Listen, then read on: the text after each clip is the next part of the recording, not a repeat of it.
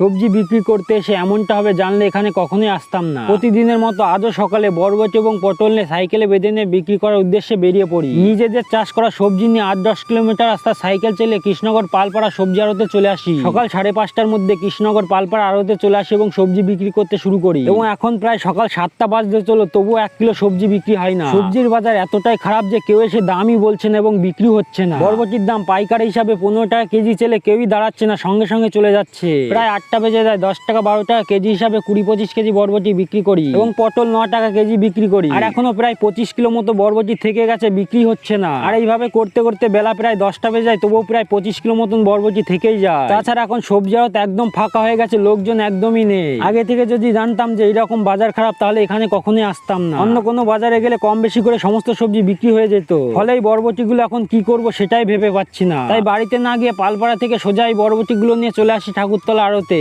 ঠাকুরতলা আড়তে এসে দেখি যে একটা লোকজন একদম ফাঁকা এবং বরবটিগুলো সাইকেল থেকে আড়তে নামিয়ে রাখি। এখন প্রায় বেলা 11টা বেজে গেছে এবং প্রচন্ড খিদে পেয়ে যায়, ফলে একটা দোকান থেকে পাউরুটি ঘুগনি কিনে খায়। এরপরে চাষিরা সবজি নিয়ে আসতে শুরু করে এবং বাজার শুরু হয়ে যায়। এখানে সমস্ত সবজির দাম আরো কম এবং বিক্রিও কম হচ্ছে। শেষ পর্যন্ত 24 কিলো বরবটি 9 টাকা করে বিক্রি করি এবং আড়তদারি বাদ দিয়ে 200 টাকা হয়। তাহলে একবার ভাবুন চাষিরা কত পরিশ্রম করে ফসল তৈরি করে, তবুও সঠিক দাম কখনোই পায় না এবং সকাল 4:30টার সময় বেরিয়ে বাড়ি আসতে আসতে প্রায় দুপুর 3টে বেজে যায়।